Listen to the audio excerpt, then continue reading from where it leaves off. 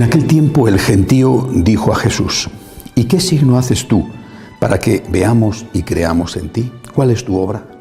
Nuestros padres comieron el maná en el desierto, como está escrito: pan del cielo les dio a comer. Jesús les replicó: en verdad os digo, no fue Moisés quien os dio pan del cielo, sino que es mi Padre el que os da el verdadero pan del cielo. Porque el pan de Dios es el que baja del cielo y da vida al mundo. Entonces le dijeron: Señor, danos siempre de este pan. Jesús les contestó: yo soy el pan de vida. El que viene a mí no tendrá hambre, y el que cree en mí no tendrá sed jamás. Palabra del Señor. Hoy celebramos la fiesta de un santo muy antiguo y realmente casi desconocido, pero que la Iglesia fielmente, como debe de ser, ha mantenido viva su memoria. Me refiero a San Atanasio.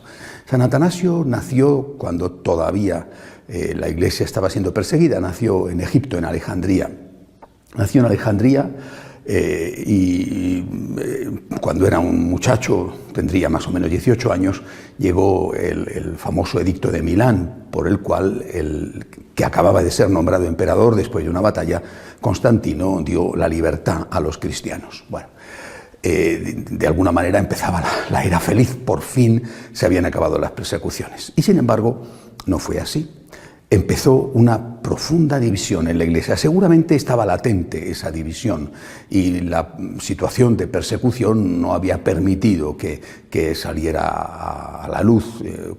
De alguna manera, cuando estás en las catacumbas y a todos nos persiguen, se nota menos las diferencias que hay entre uno y otro. Pero una vez que llegó la libertad, surgió dos conceptos muy distintos, no solamente de Iglesia, sino dos conceptos muy distintos, esencialmente distintos, sobre quién era Jesucristo. Para unos, encabezados por un presbítero, Arrio, para unos Jesucristo era un gran hombre, un hombre extraordinario, el mejor hombre de la historia, pero solo un hombre. Algunos modificaron después algo esto, llegando a decir que era una especie de intermedio entre Dios y el hombre, pero desde luego no era Dios. No les cabía en la cabeza que el Dios uno, el Dios poderoso, el Dios de la creación, se hubiera hecho hombre. Dios no podía encarnarse y pasar las vicisitudes de la vida de un hombre, y desde luego no podía morir en la cruz. Cristo no era Dios.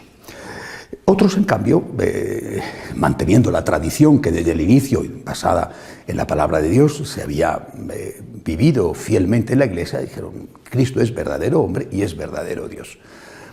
La práctica totalidad de la Iglesia confesaba esta fe, la humanidad y la divinidad de Jesucristo. Pero sucedió un acontecimiento importante, político. Después de Constantino, llegó al poder un emperador cristiano, pero arriano, es decir, él no creía en la divinidad de Jesús. Para los políticos siempre es mucho más fácil entendérselas con un hombre que con un Dios, porque a un hombre lo manipulan de cualquier manera, por miedo, por halagos, por calumnias, por chantajes, ¿no? A un hombre le manipulan. De un hombre se puede decir: es que tiene este defecto, o se puede decir: es que en realidad dijo esto, pero ¿qué quieres? En su época no había grabadora. Bueno, entonces era más fácil manipular el cristianismo y ponerlo al servicio del poder, al servicio del imperio, si el fundador había sido un hombre. Todo lo grande que quieras, pero solo un hombre. La presión del emperador, la Iglesia acababa de salir de la persecución, hacía pocos años, pero la presión del emperador fue tan grande que no solamente la inmensa mayoría de los obispos aceptaron el credo arriano, es decir, la única humanidad de Jesús, y rechazaron la divinidad de Jesús, con la consecuencia de que rechazaban también a María como Madre de Dios, sino que incluso el Papa de Roma titubeó. Nunca llegó a caer en la herejía, pero titubeó. Los historiadores, es una época apasionante de la historia, los historiadores dicen que en esa época solo 3 obispos, uno de ellos es San Atanasio, el otro San Hilario de Poitiers, solo 3 obispos se mantuvieron fieles a la doctrina. 3 obispos, nada más.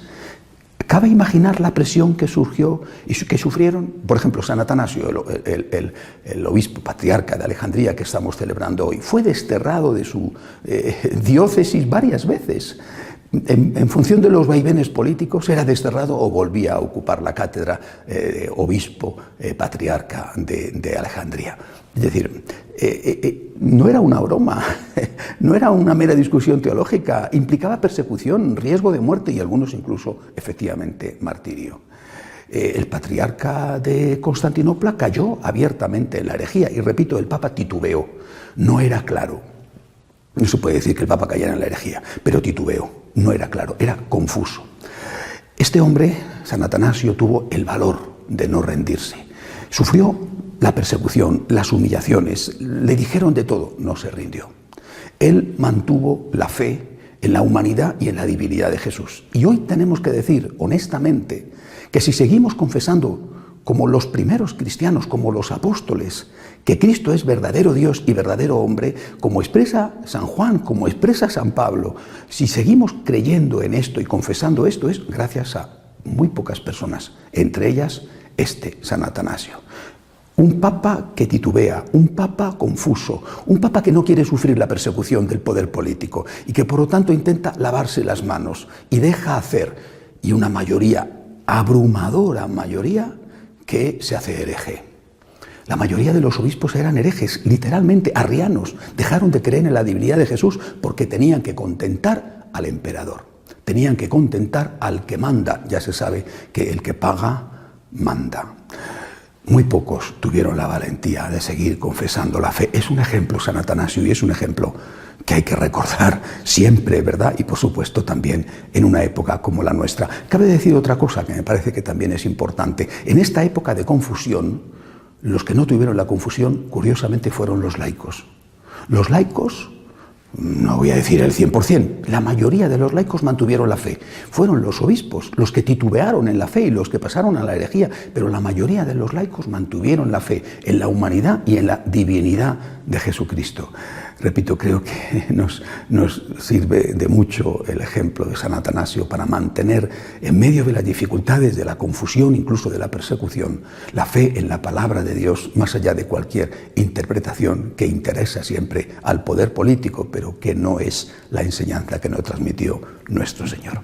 De pie, por favor.